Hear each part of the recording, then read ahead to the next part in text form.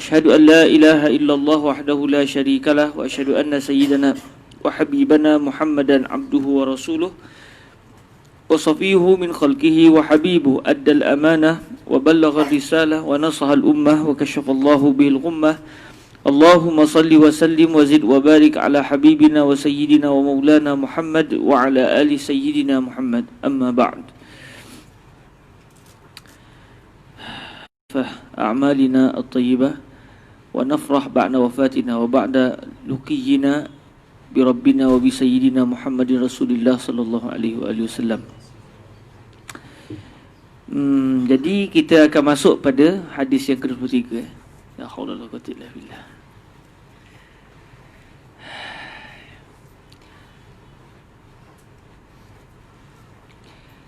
Hadis yang ke-23 pada muka surat yang ke-98 ya. Sekarang kita masuk pada babul isyarat ila dhabtil alfazil mushkilat. Alhamdulillah Allah rezekikan kita untuk membaca hadis Imam An-Nawawi sebanyak 42 hadis dan kita telah pun menguraikan secara kasar.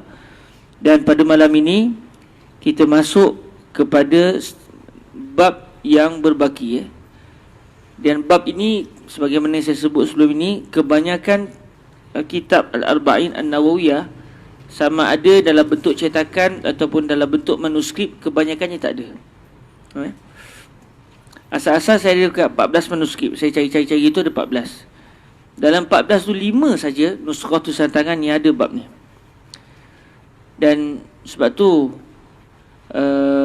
sangat jaranglah kita dengar orang baca kitab ni sampai bab ni InsyaAllah di Ahad ni kita akan baca kitab ni. InsyaAllah kalau direzekikan Tuhan kita akan baca dari mula sampai habis bab supaya kita dapat meriwayatkan hadis ini dengan bab-bab ni sekali sebagaimana generasi awal meriwayatkan daripada Al-Imam An-Nawawi begitu. Okey, kita masuk pada huraian Sayyidina Al-Imam An-Nawawi radhiyallahu taala anhu pada hadis yang ke-23 pada muka surat 98. Bismillahirrahmanirrahim. Isnadina al-muttasil ila Sayyidina al-Imam Muhyiddin Yahya bin Sharaf ibn Mira ibn Hasan ibn Husain ibn Muhammad ibn Jum'ah al-Hizami An-Nawawi radhiyallahu taala anhu wa ardahu wa nafa'ana Allah bi ulumihi wa ulumi masyayikhihi wa talamizatihi wa qurra'i al-arba'in an-nawawiyah wa sa'iri musannafatihi wa syurrahiha Allahumma amin. Qala rahimahullahu azza wa jalla al-hadithu al-thalith wal-'ishrun. Hadis yang ke-23, hadis yang diriwayatkan oleh Sayyidina an Abi Malik iaitu Sayyidina Al-Harith bin Asim. Dan kita telah bincangkan secara panjang lebar tentang isu siapakah sebenarnya sahabat Nabi nama Abu Malik ini. Dan boleh dikatakan kalau ikut pendapat daripada Sayyidina Imam Ibn Hajar Al-Asqalani, apa yang disebut oleh Sayyidina Imam An-Nawawi di sini berlaku wahmun, berlaku kesilapan. Kerana tidak ada sahabat yang bernama Al-Harith bin Asim. Sebaliknya sahabat yang meriwayatkan hadis ini adalah Sayyiduna Al-Harith bin Al-Harith Al-Ash'ari atau Ka'b ibni Asim. Baik, hadis yang itu berbicarakan tentang at-tuhur syatrul iman walhamdulillahi tamla'ul mizan wa subhanallah walhamdulillahi tamla'an au tamla'u ma bainas samawati wal ard ila akhir hadis. Baik, qala Sayyidina Imam An-Nawawi qauluhu sallallahu alaihi wa alihi wasallam at-tuhuru syatrul iman. Kesucian, kebersihan adalah setengah daripada iman. Membersihkan diri itu adalah sebahagian daripada iman. Dalam sebagai riwayat disebut dengan jelas al-wudu syatrul iman. Jadi kata Sayyidina Imam An-Nawawi, al-muradu bit-tuhuru, boleh baca dua at-tuhur ataupun at-tuhuri ikutlah kita nak takdir macam mana. Al-muradu bit-tuhuru al-wudu'u wa qila ma'nahu yantahi tad'ifu thawabihi ila nisfi ajril iman. Okey, mula-mula Imam Nawawi kata maksud at-tuhur dalam hadis ini adalah al-wudu. Jadi at-tuhur maksudnya al-wudu syatrul iman sebagaimana datang dalam riwayat yang lain. Kemudian apa maksud al-wudu syatrul iman? Kata Sayyidina Imam Nawawi di sana ada banyak huraian terhadap ucapan Nabi ni. Nak katanya ucapan Nabi ni luas sehingga para ulama sendiri berbeza pendapat dalam memahami apakah sebenarnya yang diinginkan oleh Sayyidina Nabi SAW. Jadi yang pertamanya, tafsiran yang pertama, waqila ma'nahu yantahi tad'ifu thawabihi ila nisfi ajril iman. Bila sebut at-tuhur syatul iman, uraian yang pertama maknanya Allah Azza wa Jalla apabila menggandakan pahala orang yang bersuci ini, berwuduk ini, pahala orang yang berwuduk ni, kalau Allah nak gandakan, Allah boleh gandakan sampai tahap mana? Sampai tahap pahala 1/2 daripada pahala orang yang beriman kepada Allah. Satu orang masuk Islam, okey, berapa banyak pahala dia? Okey, katakan pahalanya, katakan pahalanya 1000, maknanya pahala orang yang berwuduk, kalau Allah nak gandakan, boleh sampai paling akhir pada tahap 500 pahala. Ini contoh. Contoh. Jadi maknanya pahala orang yang berwuduk, dia akan sampai pada kadar 1/2 pahala orang yang beriman kepada Allah Azza wa Jal. Ini ta'rif, ini adalah tafsiran yang pertama. Waqil al-iman yajubbu ma qablahu minal khataya. Keimanan memutuskan, memotong apa yang sebelum daripada keimanan dari sudut dosa-dosa. Maksudnya apa saja yang dilakukan oleh seseorang sebelum masuk Islam, dia masuk saja Islam, maka keimanan dia kepada Allah ketika itu akan memutuskan, akan menghapuskan segala dosa-dosa yang telah dia lakukan sebelum dia beriman kepada Allah. Sebab tu orang yang masuk Islam, dia punya dosa langsung diampunkan Tuhan.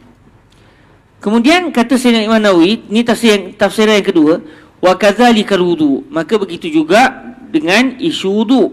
Kita baca dalam hadis Nabi SAW menyatakan orang yang berwudu, Allah akan menggugurkan dosa-dosanya, iaitu dosa-dosa kecil. Menggugurkan dosa-dosa kecil. Cuma bezanya dengan keimanan, keimanan orang yang baru masuk Islam, dosa kecil, dosa besar semua terhapuskan, dengan sebab dia telah bertaubat daripada dosanya dengan beriman kepada Allah. Adapun wudu menggugurkan dosa kecil. Lakinna al-wudu'a tatawaqqaf sihhatuhu 'ala al-iman. Tatawaqqaf 'ala. Jadi 'ala itu adalah merupakan muta'alliq dengan kalimah tatawaqqaf. Dalam kita belajar bahasa Arab, harfu jar ni kita kena tahu dia punya kaitan ni di mana. Muta'allaq dia di mana? Jadi bila nak tahu macam mana, dengan kita merujuk cara orang Arab sebut. Bila tatawaqqafa, tawaqqaf mesti ala. Tak ada istilah tawaqqaf lana, tak ada. Tawaqqaf ala.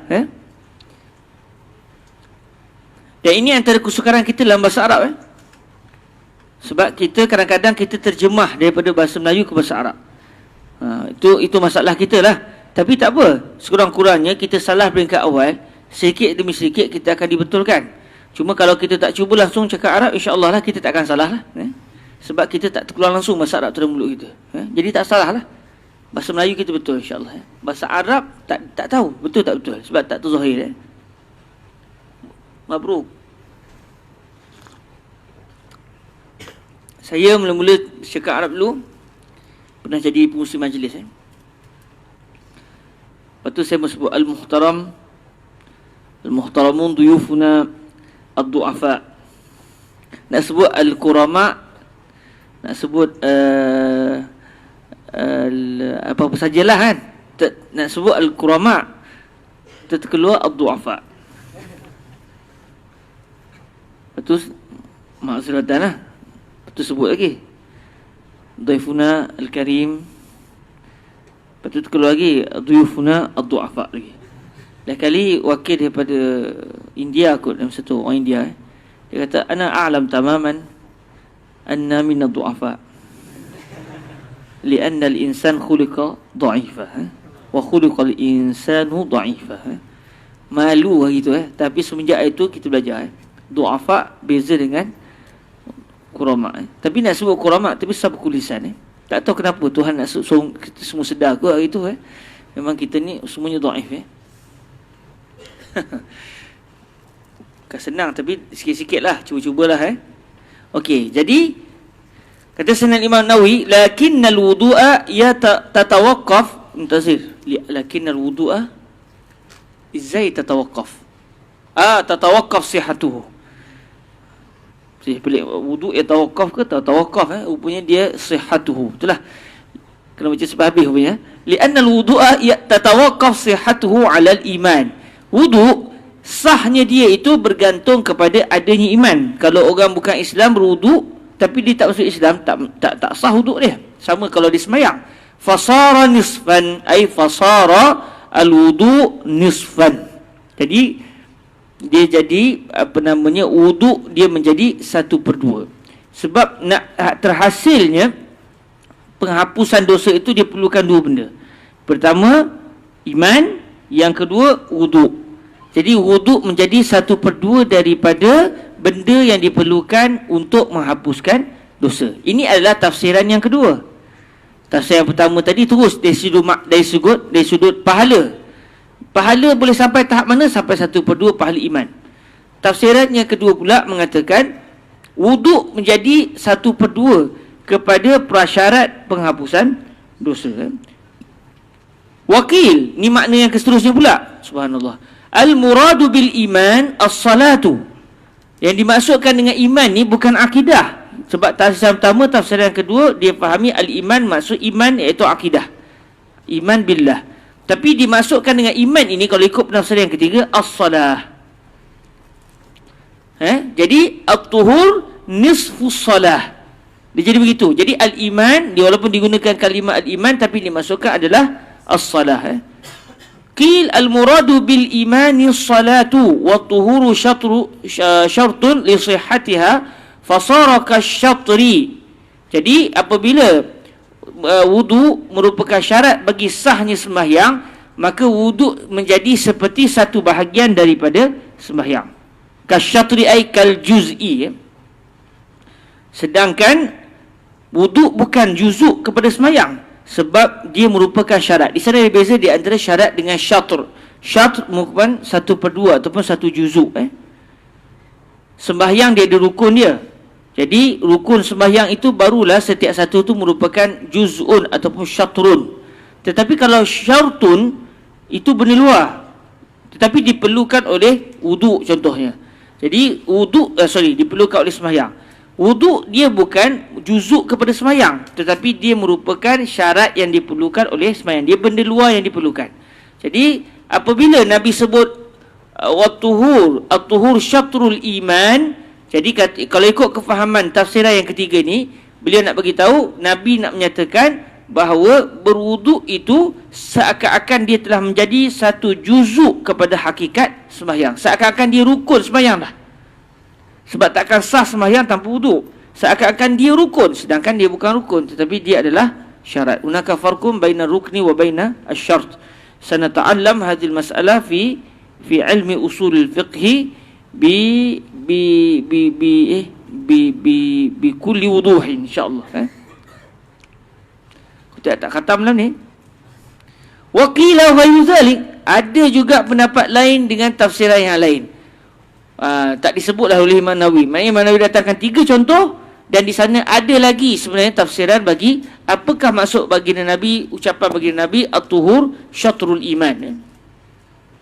Qauluhu sallallahu alaihi wa alihi wasallam walhamdulillahi tamla'ul mizan ay thawabuha ay thawabul hamdulillah, thawabu az-zikri wa huwa alhamdulillah, thawabu zikri alhamdulillah tamla'ul mizan, yamla'ul mizan. Jadi maksud alhamdulillah memenuhkan mizan, memenuhkan timbangan, maknanya pahala orang yang mengucapkan alhamdulillah. Walhamdulillahi rabbil alamin. Pahalanya, maksudnya pahala ucapan alhamdulillah itu yang penuh di timbangan. Wa subhanallahi walhamdulillah tamla'an ay law qaddara thawabuhuma jisman lamala. Maksud dia apa? Subhanallah walhamdulillahi tamla'an au situ Syakrawi tamla'u ma bainas sama'i wal ard, samawati wal ard.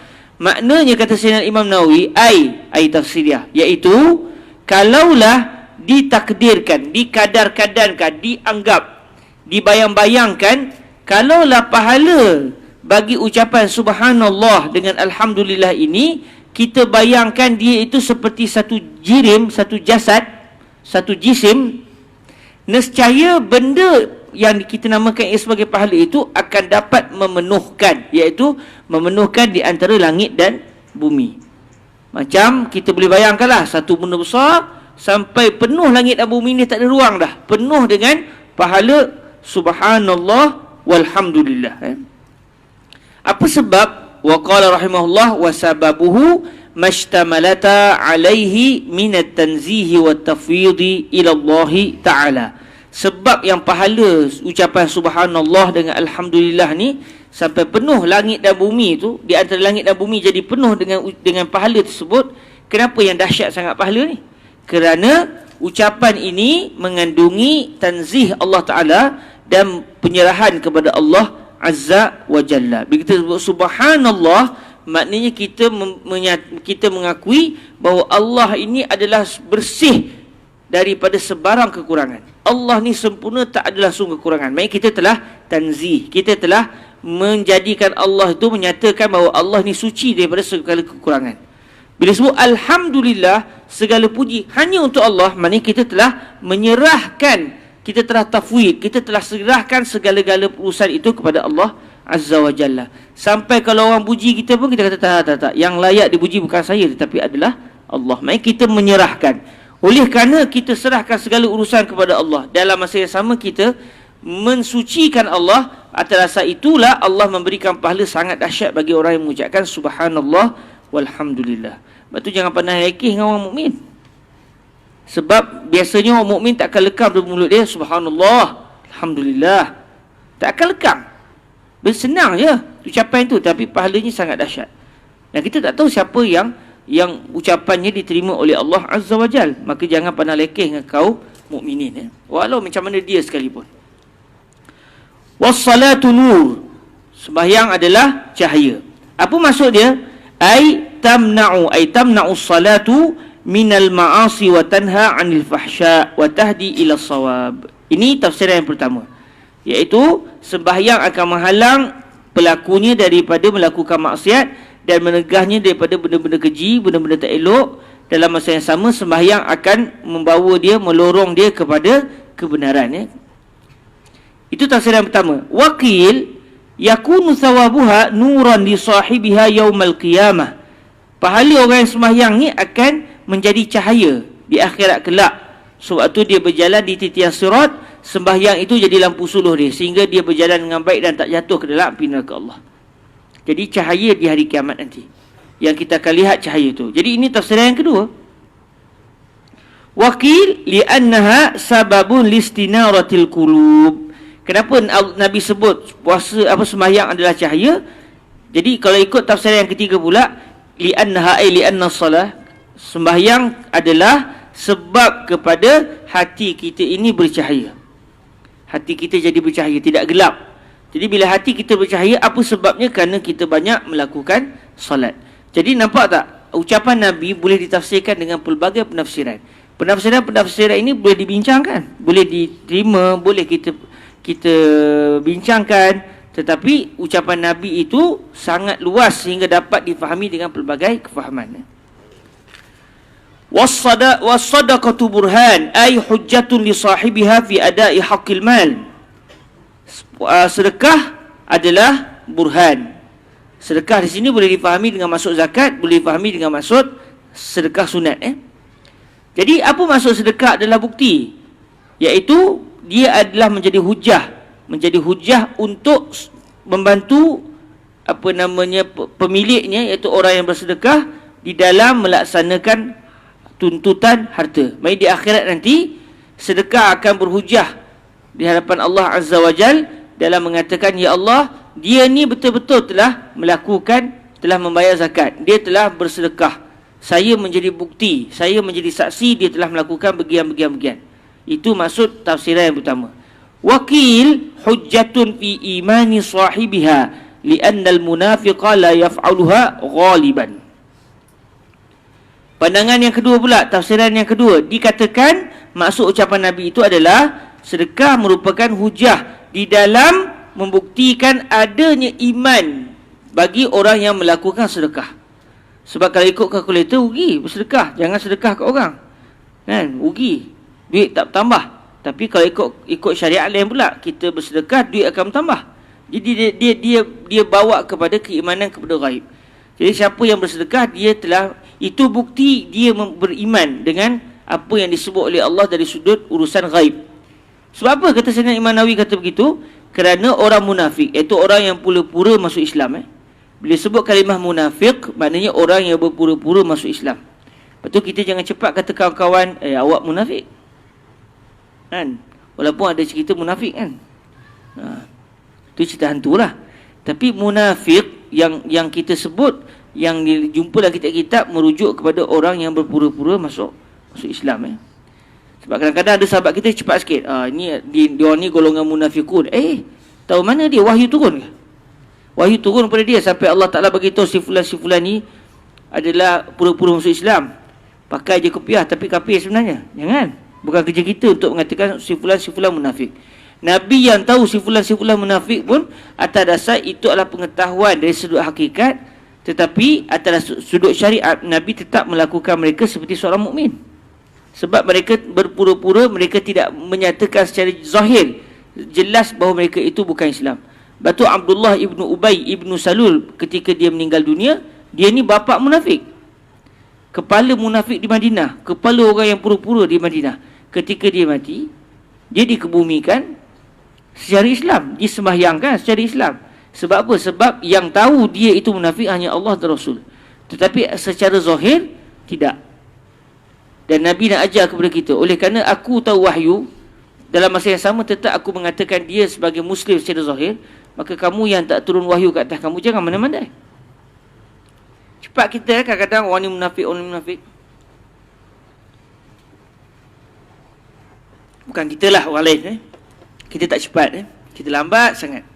Dan kita takkan sebut orang tu munafik, insyaAllah. Bukan kerja kita. Wasabru dia. Kerana orang munafik, la yaf'aluha ghaliban. Orang munafik tidak akan melakukan sedekah secara biasanya begitu. Sebab dia sugi. Dia kan pura-pura. Dia sembahyang pun nak tunjuk kat orang. Sebab tu dia tak sembahyang isyak. Dia tak sembahyang subuh Jumaat. Sebab zaman Nabi subuh dan isyak gelap. Tapi zaman sekarang mungkin dia pergi sembahyang 5 waktu lah. Sebab subuh dan isyak pun dah cerah kan. Tapi zaman Nabi subuh dan isyak dia tak sembahyang Jumaat sebab rugi. Jadi memang tujuan nak tunjuk kat orang. Jadi kalau dia bersedekah pun, sebab ghaliban ni sebab apa? Sebab nak tunjuk kata dia bersedekah, tu je. Tapi kalau orang tak nampak, tak ada dia nak bersedekah, rugi kan? Sebab tak ada siapa yang tahu dia tu bersedekah. Lepas tu guna kalimah ghaliban tu sebab kadang-kadang dia bersedekah agak, tujuan untuk tunjuk. Atau tiba-tiba hari tu dia kesian sangat ke orang tu, dia bersedekah lah. Okey. Wasabru dia. Kesabaran adalah cahaya yang terik. Kalau saya terjemahkan tu, cahaya yang terik. Kalau tadi nur, cahaya yang apa? Cahaya lembut. Macam matahari. Matahari itu, pancaran cahaya itu adalah dia. Tetapi cahaya bulan itu tak panggil dia. Sebab cahaya dia tidak panas. Tapi matahari cahaya yang panas. Dia ni merujuk pada cahaya yang panas. Kata Syekh Husri, kerana sabar tu memanaskan kita. Bukan senang nak sabar kan. Lepas tu dia panas. Lepas tu Nabi guna kalimah dia. Sebab susah. Benda sakit hati. Nak sabar. Maksudnya kita menahan sakit hati kita. Berat. Apa maksud dia? Ai as-sabrul mahbub. Kesabaran yang disukai oleh Allah. Sebab ada juga kesabaran yang tak disukai oleh Allah. Dia bersabar untuk melakukan maksiat. Ya, orang marah pun dia tetap buat maksiat. Aku sabar, biarlah orang maki aku. Yang penting aku buat maksiat. Itu kesabaran yang melampau. Kurang ajar dengan Allah Ta'ala. Tapi yang dimasukkan dengan as-sabru di sini adalah as-sabrul mahbub. Wa huwa as-sabru ala ta'atillahi ta'ala wal bala'i wal makarihid dunya wa 'anil ma'asi. Jadi maksud kesabaran yang disukai Allah adalah 3 jenis ini. Iaitu kesabaran di dalam melakukan ketaatan, walaupun letih, walaupun malas, tetap dia taat kepada Allah. Yang kedua, kesabaran dalam menghadapi ujian, bala, benda-benda yang tak disukai, dia sudut keduniaan yang menimpa dia, dia bersabar, dia percaya dengan qada dan qadar lah maknanya. Dan yang ketiga, dia bersabar dalam menghalang diri dia daripada melakukan maksiat. Walaupun hati meronta-ronta, tetap dia tak nak buat. Maka dia bersabar. Walaupun hati dia menarik dia, cuba nak ajak dia untuk maksiat, dia sabar juga, dia tahan juga. Maka itu adalah kesabaran yang disukai. Wa ma'nahu la yazalu sahibuhu mustadian mustamirran 'ala as-shawab. Jadi as-sabru diya itu maksudnya apa? Berterusanlah orang yang bersabar ini, dia akan bercahaya, dia akan mendapat petunjuk, dan berterusan dia berada di atas kebenaran, dengan sebab keberkatan dia bersabar dalam menghadapi qada dan qadar, bersabar dalam ketaatan, sabar dalam menghalang diri dia melakukan maksiat. Kullu nasi yaghdu fabai'un nafsahu, ma'nahu kullu insanin yas'a bi nafsihi, faminhum man yabi'uha lillahi ta'ala bi ta'atihi faya'tiquha min al-'azabi, wa minhum man yabi'uha lisyaitani wal hawa bittiba'iha fayubiquha ay yuhlikuha. Apa maksud kullu nasi yaghdu fabai'un nafsahu? Dia menjual diri dia. Setiap orang pada waktu pagi akan keluar dan dia akan jual diri dia. Ni diri saya nak jual, siapa nak beli, siapa nak beli. Apa maksud ucapan Nabi? Kata Sayyidina Imam Nawawi, maknanya setiap orang akan berusaha untuk diri dia sendiri. Tak ada orang berusaha untuk orang lain. Kita beramal, kita yang dapat. Tak ada kita beramal, orang lain dapat. Melainkan kalau kita sedekahkanlah pahala tu kepada si fulan, itu berlaku khilaf di kalangan para ulama sampai tak sampai pahala tu. Okey. Jadi ada orang dia jual diri dia kepada Allah. Maksud dia dengan cara dia taat kepada Allah. Maka dia telah membebaskan jiwa dia daripada diazab dalam api neraka.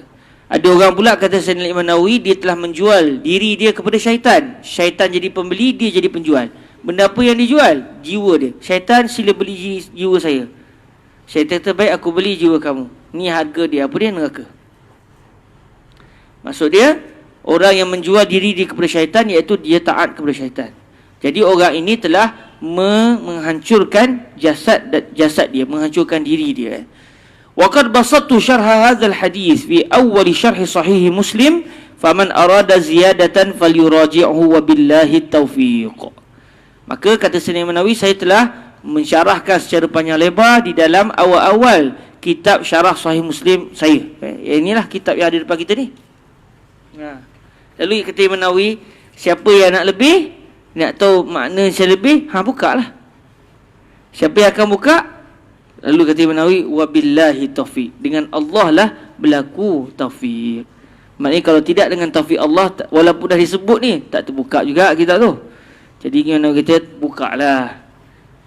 Tidak akan membuka kitab tersebut untuk tujuan nak cari apa maksud hadis ni, melainkan orang yang mendapat taufiq daripada Allah. Moga-moga Allah merezekikan kita untuk buka kitab ni. Awal-awal kitab pun bukan nak jenuh cari. Awal-awal kata Imam Nawawi, carilah. Al-Hadithur Rabi' wal 20.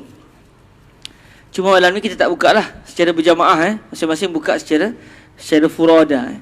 Hadis ke-24, iaitu hadis yang menyatakan, ya ibadi inni haramtu zulma ala nafsi. Aina remote ya akhi? Ka'anna al-jawhar, لأن التكييف ثابت لا يتحرك.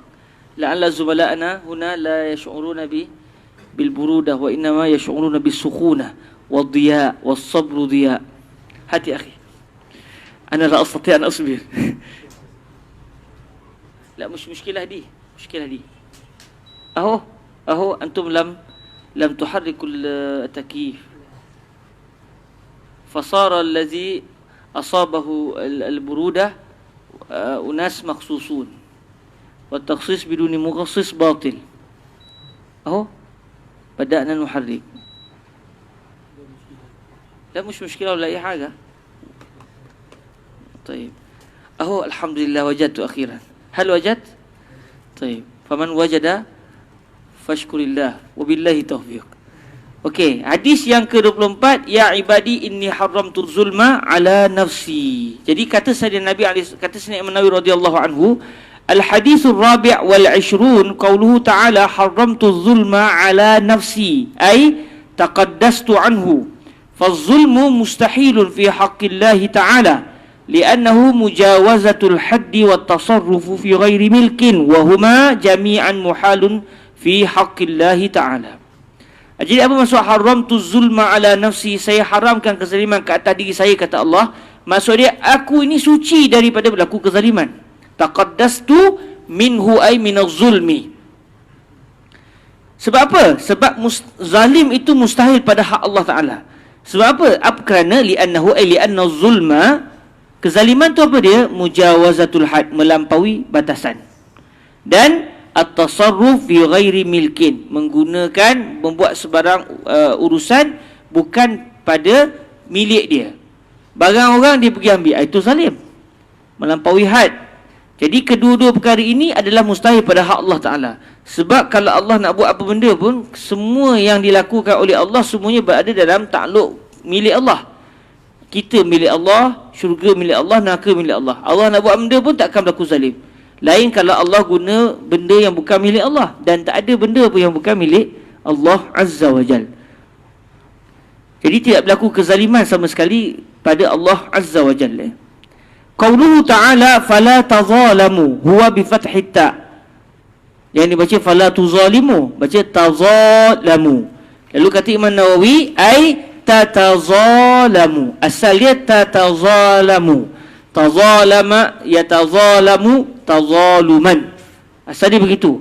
Cuma bila tatazalamu tu, dua kali tak itu kadang-kadang susah orang nak sebut. Lalu dalam hadis ini Nabi hazafkan satu. Jadi tazalamu. Macam dalam hadis yang lain Nabi kata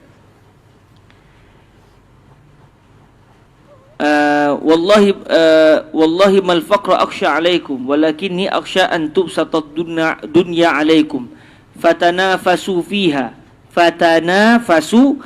Asal dia fatatanafasu fiha. Tanafasa yatanafas, tatanafasu.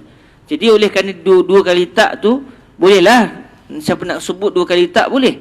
Tapi kalau dia nak rasa ringan, dia boleh hazafkan satu. Jadi di sini fala tazalamu, asal dia kalau ikut bahasa asalnya fala tatazalamu. Namun dari segi ucapan tak ada masalah untuk dihazafkan atas dasar untuk tujuan keringanan. Dinuna yusrun wa lughatul arabiyyah kazalik lughat yusrin, lughatu yusrin wa sahlin wa suhulah. Qauluhu ta'ala kama yanqusul mikhyatu. Ini dalam merujuk kepada hadis yang berbunyi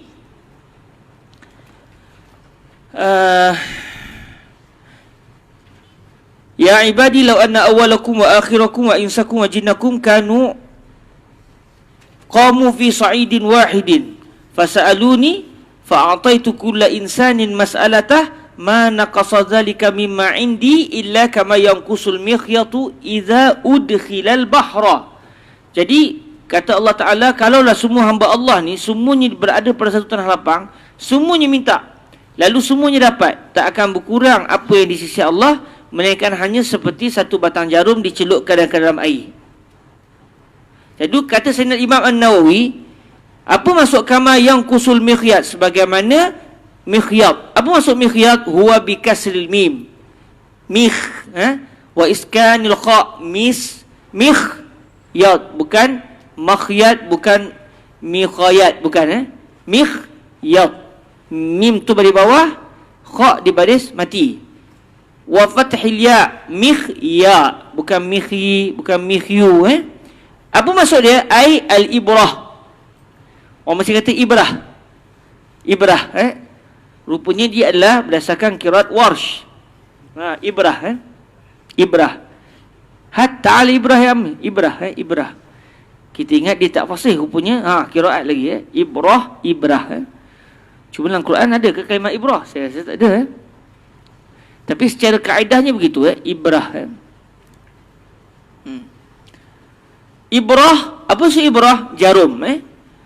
Jadi apa maksud? Sebagaimana apa yang jarum dapat kurangkan.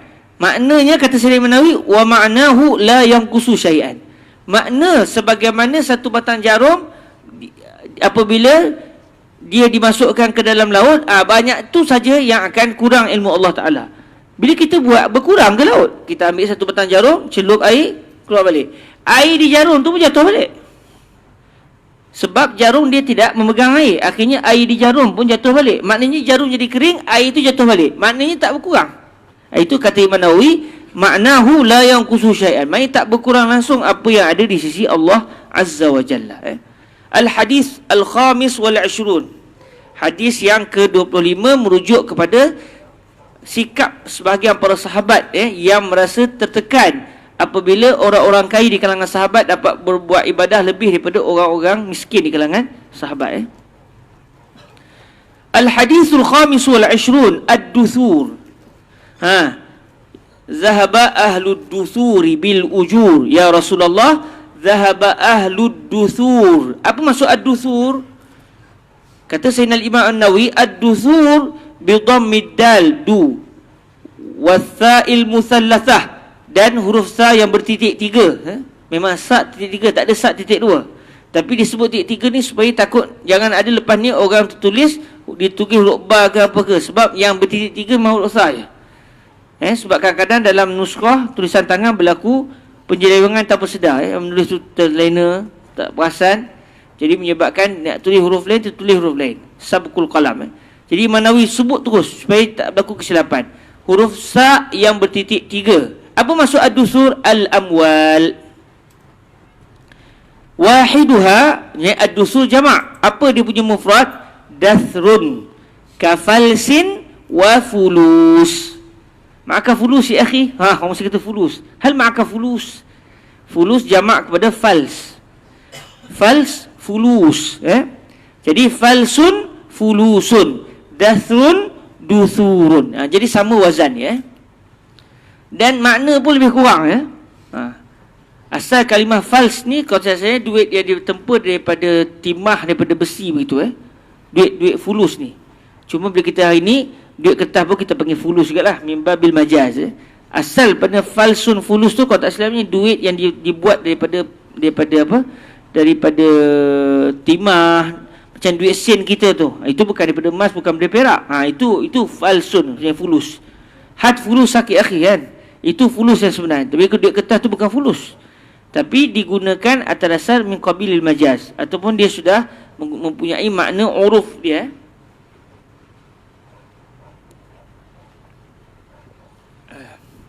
Alhamdulillah. Qauluhu wa fi bud'i. Sebab Nabi sebut tentang orang miskin pun boleh bersedekah. Lalu Nabi sebut wa fi bud'i ahadikum sadaqah. Di dalam kemaluan setiap seorang di kalangan kamu pun ada sebenarnya sedekah. Jadi apa pula masuk ucapan Nabi ni? Sangat sopan ucapan Nabi Nabi guna di dalam kemaluan kamu pun ada sedekah. Jadi kata Sayyidina Imam Nawawi, huwa bi dhammil ba, qauluhu wa fi bud'i huwa bi dhammil ba. Kalimah bud'u tu bukan bid'un, bukan bi, tapi bu. Sebab ada beza Kalau bid'un dia jadi makna lain, 3 ke 9. Al-imanu bid'un wa situna, Nabi sebut adalah dengan baris depan pada huruf ba. Huwa bi dhammil ba wa iskanid da wa iskanid dad. Bud al-mu'jamah yang tidak bertitik. Yang bertitik. Al-mu'jamah maksudnya yang bertitik. Nak dibezakan dengan huruf sad wa huwa kinayatun 'anil jima'. Jadi di dalam kemaluan kamu, maksudnya di dalam hubungan kamu suami isteri, hubungan suami isteri, pada hubungan suami isteri, hubungan kelamin itu pun ada sebenarnya makna sedekah. Jadi ia adalah merupakan kiasan. Kinayah 'anil jima' idza nawa bihil ibadah. Kalau orang yang bersuami isteri tadi, dia membuat hubungan suami isteri, dalam masa yang sama dia berniat bahawa perbuatan yang dilakukan itu adalah atas dasar mencari keridhaan Allah, adalah tujuan kerana beribadah. Sebab tu innamal a'mal binniyat. Apakah niat dia sewaktu dia melakukan hubungan tadi untuk cari pahala? Apa yang dia boleh niatkan? Wa huwa qada'u haqqiz zaujah, menunaikan hak isteri. Wa talabu waladin salih, dia melakukan hubungan tadi supaya dia mendapat anak yang soleh. Wa i'fafun nafs wa kafuha 'anil maharim, dia melakukan tadi supaya dia dapat menjaga nafsu dia daripada jatuh ke dalam maksiat. Sebab dia ada cara yang halal, dia tak nak dijatuh dalam cara yang haram, jadi dia melakukan hubungan suami isteri atas dasar untuk dia menjaga maruah dia. Jadi tujuan ini semua tujuan yang mendapat pahala. Tapi kalau dia tak teringat Allah, dah tak teringat Ustaz, nak buat macam mana? Kalau tak teringat, tak dapat apalah. Dosa pun tidak, pahala pun tak dapat. Sekadar benda jaiz begitu ya. Al-hadis as-sadis wal 20. Kullu sulama minan nas alaihi sadaqah. Nabi ajar kita bahawa setiap hari kita kena bersyukur kepada Allah yang telah menganugerahkan kepada kita setiap sendi yang ada pada badan kita.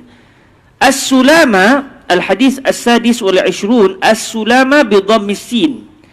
Kalimah sulama itu adalah dengan huruf depan sin. Sin itu di baris depan. Wa takhfifil lam. Lam itu tidak disabdukan, bukan sulama, tak sulama. Wa fathil mim. Mim tu dibaca atas, bukan sulami. Sulama. Wa jam'uhu, sulama ni mufrad. Apa jamak dia? Sulamayat. Ni memang tak bisa kita guna ni. Harap boleh digunakan lepas ni. Wa jam'uhu sulamayat bi fathil mim. Sulamayat. Wahia, apa maksud sulama ataupun sulamayat? Maksud dia mafasil. Wahia al-mafasilu wal-a'da', sendi-sendi dan juga tubuh badan kita. Berapa jumlahnya? Wahia 360 wasitun. Dia adalah 360. 360 sendi. Sabata zalika fi sahih Muslim an Rasulillah sallallahu alaihi wa alihi wasallam. Dan saya datangkan hadisnya itu di bawah, di nota kaki. Al-hadis as-sabi' wal 20. Hadis yang ke-27. Hadis tentang apa? Hadis tentang al-birru husnul khuluq wal ismu ma haka fi nafsika wa karihta ay yattali'a alaihi an-nas. Dan juga hadis yang satu lagi, istafti qalbak, al-birru matma'anna ilaihi an-nafsu wa matma'anna ilaihi al-qalb. Jadi hadis yang ke-27 ini, kata Sayyidina Imam An-Nawawi, al-hadis as-sabi'u wal 20, An-Nawas. Sebab sahabat ni namanya siapa? Sahabat ni bernama Anin Nawas ibni Sam'an. Jadi cara sebut ni macam mana? Bi fathin nun wa tasydidil waw. Huruf nun dibaca atas na. Lepas tu waw tu bersabdu Nawas. Okey. Wa Sam'an bi kasri sin wa fathiha. Kalimah Sam'an pula ayah kepada An-Nawas. Anin Nawas ibni Sam'an. Jadi kalimah Sam'an pula dibaca dengan baris bawah pada huruf sin. Sim'an boleh juga. Dan juga boleh baca baris atas. Sam'an, Sim'an. Qauluhu haka fi sadri. Tengok dalam hadis haka fi nafsik. Tapi Imam Nawawi kata sini qauluhu haka fi sadri. Moga-moga Imam Nawawi nak menyatakan di sana ada riwayat lain. Sebab yang beliau datangkan lafaz sebelumnya bukan haka fi sadri, tapi haka fi nafsika. Jadi seakan-akan Imam Nawawi nak beritahu, bukan saya tak tahu ada riwayat lain, ada, ni saya nak beritahu. Carilah, rupanya bila kita tengok, dianya adalah merupakan riwayat yang didatangkan contohnya oleh Imam At-Tabarani. Okey, qauluhu haka fi sadri bil ha'i wal kaf. Ha, ka. Huruf ha dan huruf kaf. Ha, ka. Apa maksud haka? Ai taraddada fi, ai fi sadri, ai fi nafsi. Haka sama makna dengan taraddad, berputar-putar, berputar balik, tidak tetap, kelang kabut. Wa bisah bi kasril ba al muwahhadah, dibaca wa bi, bukan wa ba, dan hurufnya adalah huruf ba yang muwahhadah, yang bertitik satu. Memang huruf ba lah yang bertitik satu. Nak beritahunya dia adalah huruf yang bertitik satu. Apalagi huruf ba lah yang dibaca watisah, wasisah. Okey, al-hadis al-thamin wal 20. Hadis yang ke-28. Hadis yang itu cerita tentang usikum bi taqwallah was-sam'i wat-ta'ah wa in ta'ammara 'alaikum 'abdun. Yang diriwayatkan oleh sahabat Nabi yang bernama Al-Irbad ibni Sariyah. Al-hadis al-thamin wal 20, al-Irbad bi kasril 'ain wa bil ba'il muwahhadah. Okey. Wa Sariyah bisinil muhmalah. Maksudnya sin tanpa titik. Bukan shin lah maknanya, tapi dibaca sa, bukan sya. Batu wal ya'il musannah taht. Dan dia selepas huruf sin tu dia akan ada huruf ya. Ya yang mempunyai dua titik, titik pula berada di bawah, bukan di atas. Sebab kalau tidak jadi huruf ta. Jadi ini adalah adalah penerangan supaya kita tak berlaku silap di dalam mencatat hadis, dalam membaca hadis. Sariyah, bukan saritah. Qauluhu zarafat bi fathi dzalil mu'jamah. Za dibaca dengan baris atas, huruf zal tu. Warra, selepasnya huruf ra. Apa maksud zarafat? Ai salat, iaitu jatuh, gugur, air mata yang berguguran. Qauluhu bin nawajiz, fa'alaikum bisunnati wa sunnatil khulafa'ir rasyidin al-mahdiyin addu 'alaiha bin nawajiz. Apa maksud an-nawajiz? Kata Sayyidina Imam Nawawi, qauluhu bin nawajiz huwa bidzal al-mu'jamah. Pertama, la sekali itu hurufnya huruf zal yang tidak yang bertitik, yang bertitik, al-mu'jamah yang bertitik. Bukan huruf dal lah maknanya. Kemudian apa maksud an-nawajiz? Wahiyal anyab, iaitu gigi taring. Biasa kita faham gigi geraham kan? Lalu kata Imam Nawawi, waqil al-adras. Jadi ulama sendiri berbeza pendapat dari segi bahasa. Nawajiz ni apa dia? Cara Imam Nawawi sebut seakan-akan beliau mentarjihkan maksudnya adalah gigi taring. Sebab sebelumnya dia tak datangkan kalimah qil. Di belakang tu berkalimah qil. Jadi gigi geraham tu kalau seakan-akan Imam Nawawi kata ini marjuh lah. Yang tepatnya an-nawajiz merujuk kepada gigi taring. 4 gigi taring itu tu. 2 di atas, 2 di bawah. Wal bid'ah ma umila ala ghairi misalin sabaq. Apa maksud bid'ah? Benda sebarang perbuatan yang dilakukan sedangkan sebelum ini tidak pernah dibuat. Benda bid'ah. Dan kita dah bincang panjang isu bid'ah ni, berlaku khilaf para ulama tentang ada bid'ah yang hasanah, ada yang dalalah dan sebagainya. Al-hadithu tasi'u wal 20, hadis yang ke-29, iaitu hadis yang menceritakan tentang bila Sayyidina Muaz bin Jabal tanya kepada Rasulullah, akhbirni bi'amalin yudkhilunil jannah wa yuba'iduni minan nar. Lalu Nabi jawab soalan tu dengan ditambah lagi jawapan yang pelbagai. Tukar dalam malam ni.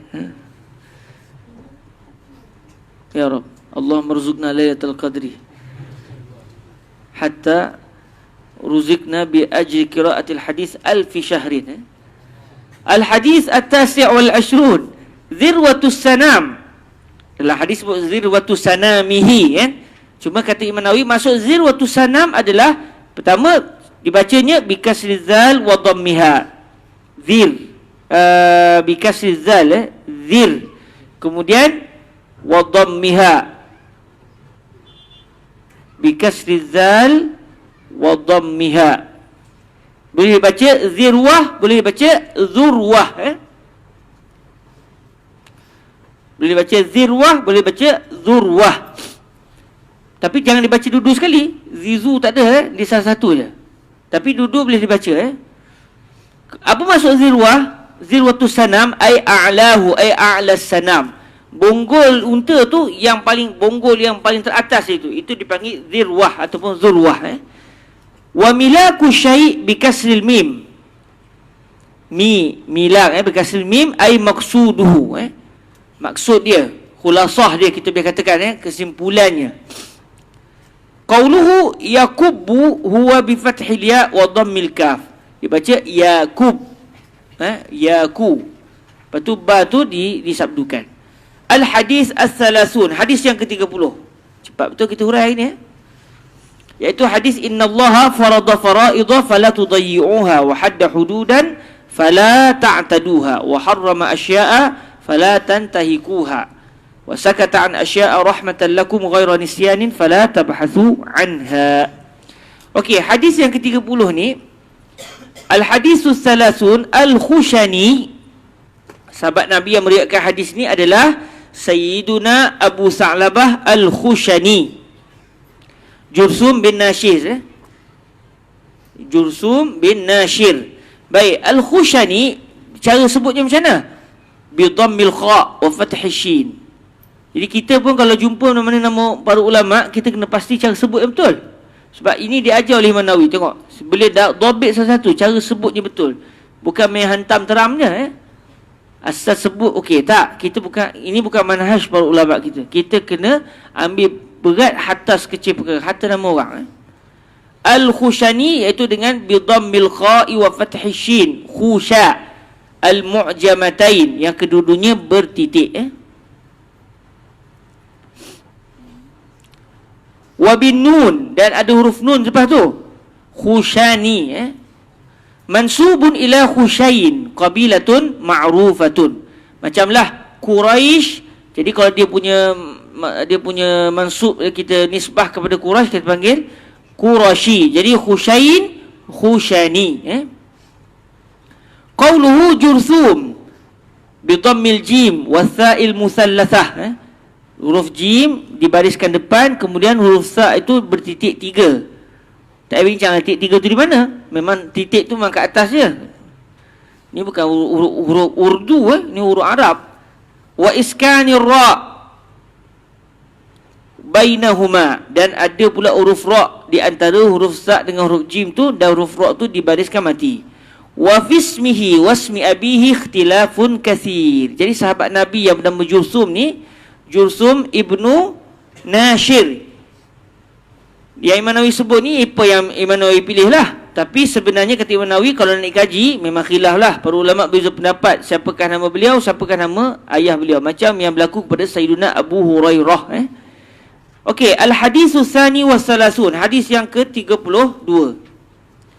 Hadis 31 tak didatangkan oleh Sayyidina Imam Nawawi. Maksudnya seakan-akan bagi beliau, okay, hadis yang ke-1 tak ada masalah, boleh dibaca dengan mudah.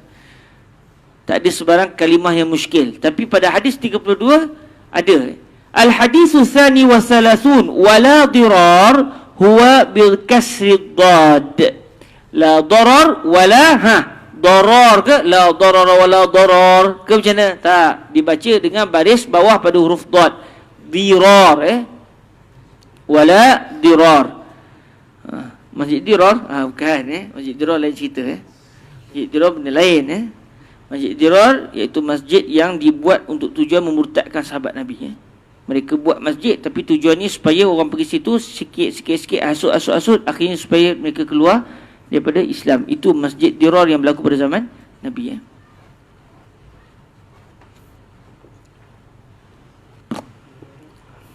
Jadi Dirar, dan kita bincang isu adakah di sana ada beza di antara Darar dengan Dirar. Ada dua pendapat. Al-hadis al-rabi' wa thalathun, hadis yang ke-34, iaitu hadis man ra'a minkum munkara falyughayyirhu biyadihi. Hadis mencegah kemungkaran. Yang kita dah bincang panjang, kemungkaran ni mestilah berlaku jelas di kalangan para ulama benda tu mungkar. Kalau benda khilaf pun terus tak boleh kata dia mungkar. Apatah lagi kalau dia memang tidak ada khilaf, bukan benda mungkar, lagi tak boleh tegur lah, melainkan ala sabil an-nasihah faqat. Kita bincang panjang dah dengan contoh-contohnya apa semua. Okey, hadis yang ke-34 ini kata Sayyidina Imam Nawawi, al-hadis ar-rabi' wa salasun fa illam yastati' fa biqalbih. Apa maksud kalau dia tak mampu hendaklah ditegur dengan hati? Maknahu falyakrahu biqalbihi, hendaklah dia membenci benda mungkar tersebut dengan hatinya. Maksud dia mencegah dengan hati, maknanya dia membenci benda mungkar tersebut. Itu maknanya. Wazalika ad'aful iman, dan mencegah dengan hati itu adalah selemah-lemah iman. Apa maksudnya? Aqalluhu samaratan, paling sedikit sekali dari segi pahala, dari segi kesan. Aqalluhu samaratan, dari segi kesannya paling sedikit sekali lah. Betul lah. Sebab dia mencegah hanya untuk dia je yang mencegah. Sebab dia tak berkata apa-apa. Jadi orang lain mungkin terus dengan buat maksiat, tapi dia sendiri tidak akan buat maksiat sebab dia sudah mencegah diri dia. Beza kalau kita cegah dengan tangan, dengan mulut, akan ada orang yang tertegah daripada melakukan maksiat. Itu yang disebut zalika ad'aful iman. Maksud dia sekurang-kurang perbuatan yang paling kurang sekali yang menggambarkan keimanan seseorang dari sudut kesan. Walaupun bagi orang yang dia tak mampu tu, itulah yang wajib bagi dia. Dia nak sebut dengan tangan, dia tak ada kuasa. Dia nak sebut dengan suara, mungkin dia tak ada ilmu, ataupun mungkin dia sendiri tu takut dia kena sebarang kemudaratan. Maka yang wajib bagi dia adalah semata-mata mencegah dengan hati. Al-hadis al-khamis was-salasun. Hadis 35. Nak khatam hari ni ke? Kita nak jumpa lagi besok kan? Mana tahu kan, tiba-tiba alah tak jumpa dah kan, nak jumpa lagi besok. Nak khatam hari ni ke esok? Al-hadis al-khamis was-salasun. As-suku alamatur ridha. Izan ankum turidun al-yawm. Al-lailah. La tahasadu wa la tanajashu. Hadis itu Al-hadis al-khamis was-salasun wa la yakdhibuhu. Wa la yakdhibuhu. Dalam hadis tersebut, la tahasadu wa la tanajashu wa la tabaghadu wa la tadabaru wa la yabi' ba'dukum ala bai'i ba'din wa kunu ibadallahi ikhwana. Al-muslim akhul muslim la yazlimuhu wa la yakhzuluhu wa la yakdhibuhu wa la yahqiruhu. Cuma kalimah wala yakzibuhu yang didatangkan dalam hadis yang ke-35 ini, saya sendiri sewaktu mencari hadis itu dalam Sahih Muslim, sebenarnya tak ada kalimah wala yakzibuhu. Walaupun Imam Nawawi sebut rawahu Muslim. Tapi kita tahu Manasy Imam Nawawi, walaupun beliau sebut rawahu Muslim, tidak mustahil beliau juga mengambil riwayat lain. Memang konsep beliau begitu. Beliau nak mudahkan masyarakat, bukan nak mengajar muhaddisun ni. Nak mengajar masyarakat. Jadi tak apalah, walaupun dalam Sahih Muslim tak ada kalimah wala yakzibuhu, tapi ada lafaz ni dalam riwayat lain selain Imam Muslim. Jadi tambah je lah, sebab benda ni penting untuk diketahui oleh masyarakat. Tapi bagi orang yang belajar hadis, dia kata, dalam hadis tak ada ni, ni riwayat lain. Itu bagi al-mutakhassisun. Jadi wala yakzibuhu tu sekadar yang saya miliki Sahih Muslim, cetakan lama, cetakan baru, yang ada nuskah apa semua, saya cek tak ada tambahan wala yakzibuhu ini, tetapi dia ada pada riwayat imam yang lain. Cuma Imam Nawawi huraikan, kata Imam Nawawi wala yakzibuhu huwa bi fathil ya wa iskanil kaf. Jangan dibaca wala yukadzibuhu. Segi makna mungkin betul, tapi yang diinginkan, yang disabdakan oleh Nabi secara riwayat ini adalah wala yakzibuhu. Dibaca dengan di baris atas pada huruf ya, dan huruf kaf itu dibariskan mati. Jadi bukan yukadzi, tapi yakzibuhu. Qauluhu bihasbi mri'in minasyarr huwa bi iskani sin ay yakfihi minasyarr. Bihasbi dengan dibariskan mati pada huruf sin. Kemudian masuk bihasbi mri'in minasyarr ay yakfihi minasyarr. Cukuplah dia ni untuk kita kata dia jahat. Cukuplah pada dia itu ada kejahatan kalau dia adalah satu orang yang menghina saudara muslim dia yang lain. Okey, al-haditsus tsamin wa salasun. Hadis 38. Hadis yang ke mana tu? Hadis cerita, hadis yang 36 Imam Nawawi tak sebut, 37 pun tak sebut. Terus masuk hadis yang ke-38 iaitu innallaha qala man adali waliyan faqad azantuhu bil harbi. Al haditsus tsamin wa salasun faqad azantuhu bil harb wa bi hamzatin mamdudatin. Dibaca dengan huruf hamzah dan dibaca panjang, bukan azantuhu tapi azantuhu. Maksudnya dia adalah dua harakat. Tapi kalau ikut kalau baca qiraat Warsh, dia boleh baca 2-4 dalam azantuhu. Betul. Macam kita kan, kalau kita perasan amin. Ada orang kata ada pula dia dua je. Amin. Ada yang kata amin. Setengah tempat begitu terus. Sebenarnya tak ada masalah sebab kalau ikut qiraat Warsh amin betul. 6. 4 pun betul, 2 pun betul. Bahkan siapa nak baca pendek pun betul. Sebagaimana disebut oleh Imam Al-Bajuri adalah hasyiah beliau. Boleh baca amin, boleh baca amin, ataupun itu yang biasalah kan. Yang biasa kita buat adalah begitu. Semuanya betul. Tapi itulah dia memerlukan kepada belajar. Siapa yang belajar sikit, banyak i'tirad dia. Siapa yang sikit dia belajar, dia akan banyak orang ni tak betul, orang ni tak betul, sebab dia tahu sikit je. Tapi kalau dia baca lebih sikit, semakin dia banyak belajar, semakin dia banyak senyap. Dia khilaf. Betul. Dia banyak senyap sebab dia tidak dia tahu yang ni betul, yang ni betul. Tapi siapa yang sikit belajar ni, banyaklah iktirad dia. Orang ni salah, orang ni salah. Bismillah. Okey. Dibaca dengan huruf hamzah yang panjang, bukan dibaca dengan, bukan faqad azantuhu fi azantuhu. Apa maksud azantuhu? Ai a'lamtuhu bi annahu muharibun li. Aku memberitahu kepadanya bahawa sesungguhnya dia adalah orang yang berperang denganku. Dia adalah orang yang menentangku. Itu maksud azantuhu bil harbi. Qauluhu ista'azani dabatuhu ay dabata al muhaddithun. Dabatuhu maksudnya dabata hadha syai' al muhaddithun. Dabata al muhaddithun hadhihi al kalimah, contohnya dabatuhu bin nuni wal ba' wa kilahuma sahih. Para ulama hadis menyatakan bahawa dibaca kalimah ini dengan huruf nun dan juga huruf ba. Dalam riwayat yang kita salin ni adalah ista'azani dengan huruf nun. Tapi kalau siapa baca ista'azabi, betul juga. Dan dia datang riwayat dengan huruf ba juga. Cuma riwayat yang sedang kita baca ini adalah tanpa huruf ba. Wala in ista'azani la u'izannah. Bahkan kalau sahabat tengok sebahagian nuskhah Arba'in Nawawiyah ada ista'azabi. Cuma daripada 5 nuskhah, 1 nuskhah je yang menggunakan ista'azabi. 4 nuskhah yang berbaki yang saya miliki adalah ista'azani, dan dia kena dengan riwayat Imam Bukhari. Okey, jadi boleh baca ista'azani ataupun ista'azabi. Al-hadisul arba'un. Hadis yang ke-40 hadis 39 yang Nawawi tak huraikan. Hadis yang ke-40 iaitu hadis kun fid dunya ka'annaka gharib aw 'abiru sabil. Al-hadisul arba'un kun fid dunya ka'annaka gharibun. Apa maksud kun fid dunya ka'annaka gharib? Maksud dia la tarkan ilaiha, ai la tarkan ila dunya. Jangan kamu cenderung pada dunia. Jangan kamu beriktimad, jangan kamu berpegang teguh kepada dunia.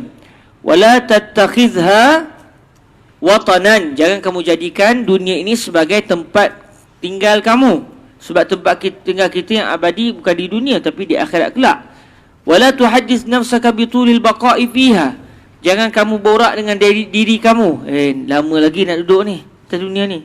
Anggap je tak lama dah. Jadi bila kita kata kita dah tak lama, kita akan gila-gila dari sudut mencari pahala.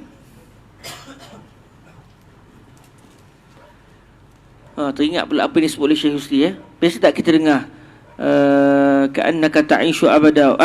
I'mal li dunyaka ka'annaka ta'ishu abada wa'mal li akhiratika ka'annaka tamutu ghada. Kita dengar betul kan? Kata Fadilatul Syekh Husri, dia bukan hadis Rasulullah, tapi dia merupakan kalam hikmah. I'mal li dunyaka ka'annaka ta'ishu abada. Beramallah di dunia macam kamu akan hidup selama-lamanya, dan beramallah untuk akhirat seakan-akan kamu akan mati pada keesokannya. Dia bukan kalam Nabi, dia adalah kalam hikmah. Kemudian kata Syekh Husri, banyak orang terjemah, banyak orang faham beramal untuk dunia macam kita hidup selama-lamanya, maknanya cari dunia gila-gila. Tapi kata beliau, bukan begitu sepatutnya maknanya. Maknanya adalah orang yang dia tahu dia akan hidup di dunia ni selama-lamanya, dia tak kira lah, dia tak kisah. Alah, kalau hari ni tak untung, besok ada lagi. Dia tidak gila ke dunia. Dia beza kalau orang yang alamak dah tak sempat dah ni. Kalau hari ni tak untung, besok tak ada untung lah. Dia akan gila-gila cari dunia. Tapi kalau orang dia tahu dia akan hidup selama-lamanya, alah, kalau hari ni tak dapat untung, tahun yang ke-200 tahun nanti akan untung lagi. Dia bukan orang yang gila ke dunia. Tapi kita faham biasanya hadis ni maksudnya cari dunia gila-gila. Kan? Okey, itu tambahan lah. Wala tuhaddits nafsaka bitulil baqa'i fiha wala bil'i'tina'i biha wala tata'allaq minha bima la yata'allaqu bihil gharibu fi ghairi watanih. Jadi kata Imam Nawawi, jangan kita ni nak ke dunia tu dengan benda yang orang yang dia tu orang asing tak nak benda tu. Maksudnya kalau kita nakkan dunia, sekadar ambil benda yang diperlukan oleh orang yang asing. Macam kita di Mesir, ya. Kita duduk di Mesir, kita duduk tak duduk lama. Jadi kita tak akan terfikir, kita kena buat projek ni nak beli tanah di sini. Tapi kalau orang Jawi difikirlah sebab nak beli bangunan, sebab kita nak bagi adik-adik kita duduk lama lagi. Tapi kalau kita sendiri, terfikir tak, dalam 2 tahun lagi, ni borak sama kawan-kawan ni, entah target bila beli rumah sini. Beli rumah benda je, beli rumah je. Kita beli rumah, lepas tu kita ni, lepas tu kita beli mall, lepas tu kita tukar bisnes. Entah ni, nak duduk sini ke tak? Anda nak balik lagi 2 tahun? Kalau nak balik lagi 2 tahun, takkan nak beli sampai nak fikir beli mall, nak beli tanah kat sini, nak buka bisnes, nak buat syarikat pelancongan. Entah ni macam duduk Mesir ni, ya, lagi setahun je. Tapi orang takkan fikir begitu. Maka kata Sayyidina Imam Nawawi, begitulah kamu kena ambil dunia. Sekadar yang kamu nak guna je. Yang kamu perlukan saja, bukan macam orang yang akan tinggal selama-lamanya di atas dunia. Wala tashtaghil fiha bima la yashtaghil bihil gharib allazi yuridu zahaba ila ahlihi. Janganlah kamu bekerja di atas dunia ni, kamu menyibukkan diri kamu di dunia ni dengan benda yang orang yang tidak duduk kekal di dalam satu tempat akan melakukannya. Orang yang tak duduk kekal, dia tak akan buat benda tu. Maka jangan pula benda tu kita buat. Sebab orang yang tak macam kita lah, kita akan balik ke tempat kita. Kita tak akan fikir macam mana nak buka bisnes, macam mana nak buka ladang kat sini. Itu orang tempatan dia bincang lah. Kita hanya takat, okey, saya rumah cukup dia tak? Macam ni kita beli buku, nak beli rak, okey, itu benda yang memang kita perlukan. Nak pergi jalan sekejap-sekejap boleh lah. Tapi kalau tiap hari nak pergi berjalan, tu bukan kerja kita. Weh, hari ni nak berjalan kat ni, besok nak jalan mana lusa jalan mana? Bila nak pergi belajar? Jadi setiap kita ni ada fokus dia. Jadi begitu juga di atas dunia ni. Sekadar benda yang kita perlukan. Jangan kita buat macam kita akan hidup selama-lamanya atas dunia ini. Ya. Al-Hadis As-Sani wal-Arba'un, hadis yang ke-42, iaitu ya ibna Adam innaka ma da'utani wa rajautani ghafartu laka ala ma kana fika wala ubali. Ananas sama bi fathil ain. Ya ibna Adam law balagat zunubuka ananas sama. Jadi apa maksud anan ni? Kata Imam Nawawi mula-mulanya ananas sama bi fathil ain. Yang baca ainan. Bi fathil ain. Apa maksud anan? Qila huwa sahab. Maksud dikatakan, ada orang berpendapat anan ini bermaksud awan. Waqil ma'anna laka minha. Ma'anna laka minha. Apa maksud anna? Ay zahar. Jadi anna sama makna dengan zahar. Idza rafa'ta ra'sak. Bila kita dongakkan kepala kita ke atas, apa yang terzahir itu namanya anan. Jadi kalau kita pandang ke langit nampak ke bintang, itu anan. Asal apa saja kita nampak belah atas, semuanya dinamakan sebagai anan. Jadi ada dua pendapat. Ada yang mengatakan anan itu adalah bermaksud awan. Ada yang kata tak, bukan awan saja, apa saja. Awan, bintang, bulan, benda. Semua sekali yang kita nampak. Okey, qauluhu qirab al-ard ataupun qurab al-ard bi dhammil qafi wa kasriha. Boleh dibaca qurab, boleh dibaca qirab. Lughatan. Kedua-duanya adalah dari segi bahasanya betul. Okey, secara riwayatnya walaupun dari segi bahasa betul, ulama ketika meriwayatkan hadis ini mereka sebut macam mana? Mereka dengar daripada tuan guru mereka macam mana? Mereka dengar daripada Nabi macam mana? Ruwiya bihima. Kedua-duanya diriwayatkan. Ada para ulama sewaktu baca hadis ini bacanya qurab. Ada yang baca qirab. Jadi dari segi bahasa pun betul, dari segi riwayat pun betul.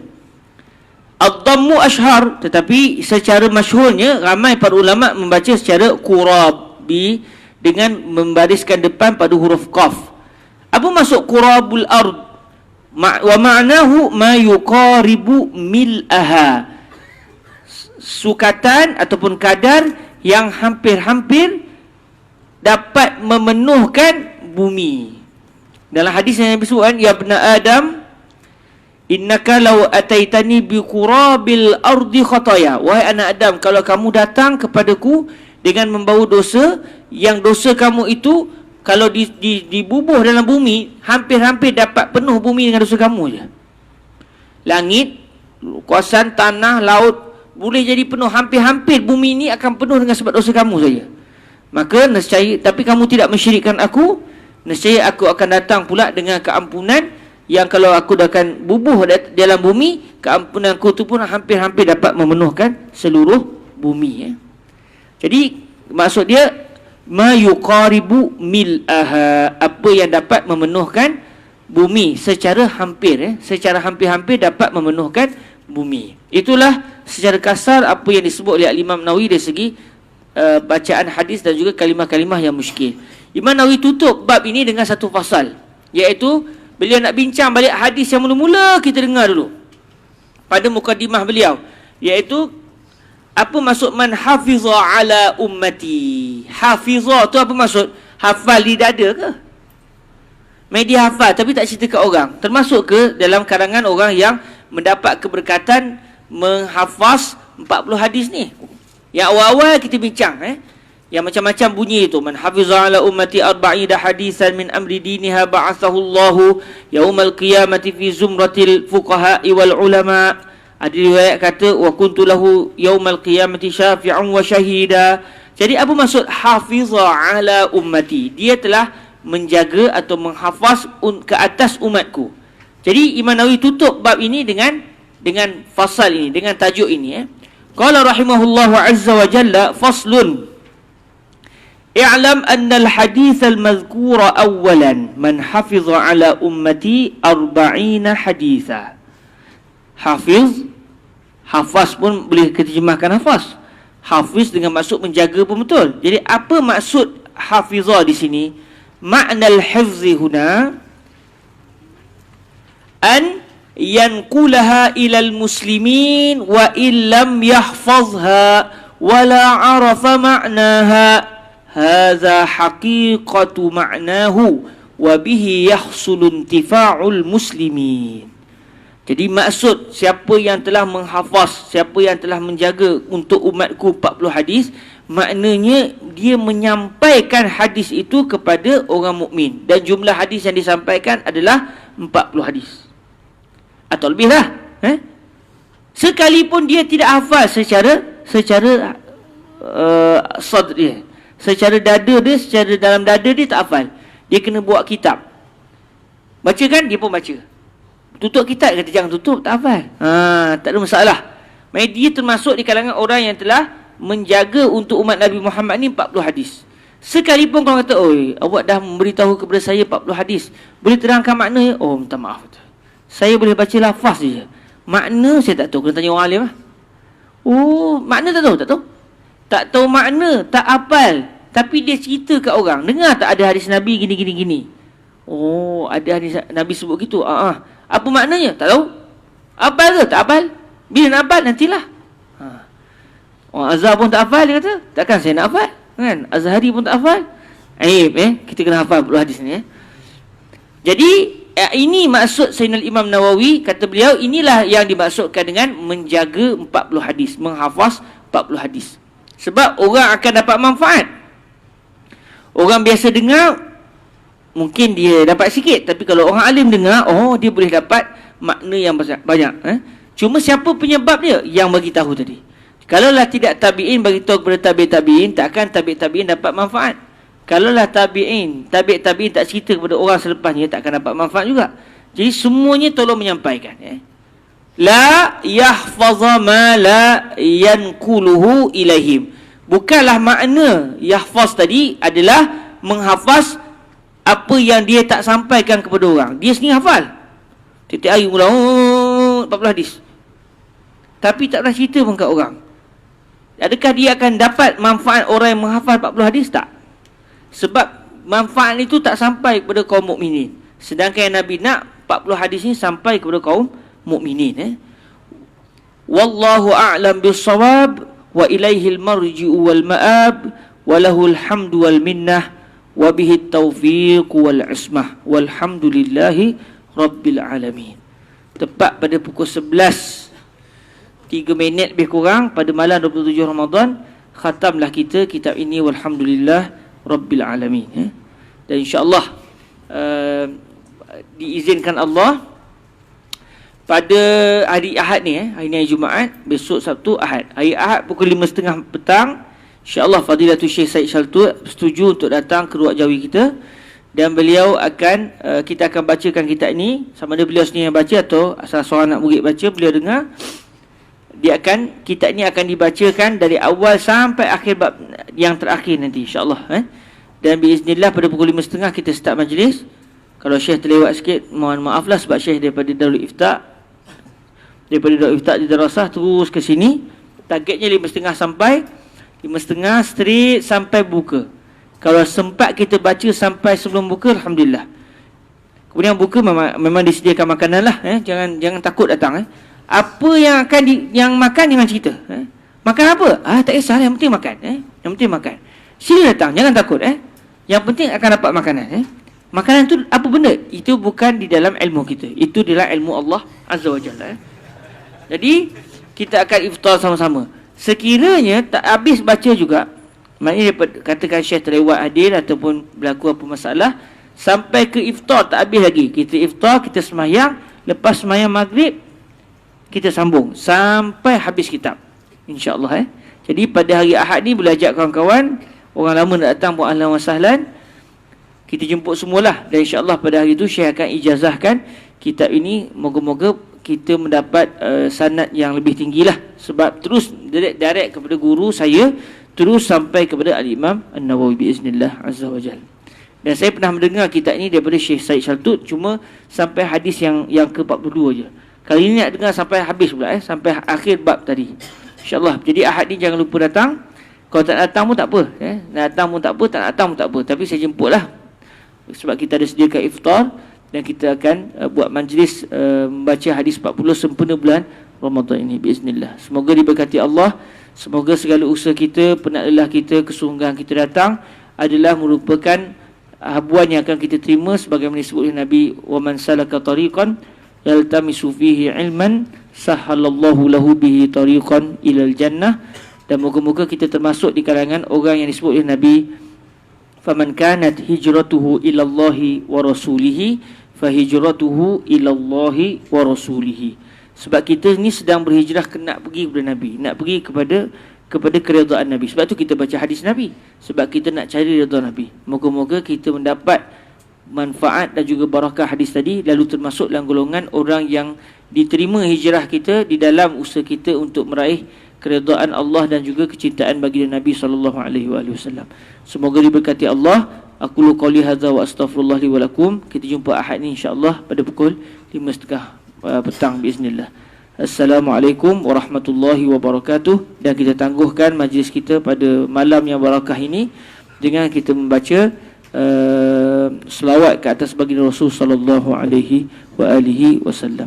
Allahumma salli afdala salatin ala as'adi makhluqatika sayyidina Muhammadin wa ala alihi wa sallim adada ma'lumatika wa midada kalimatika kullama zakaraka zakiruna wa ghafala an zikrihil ghafil.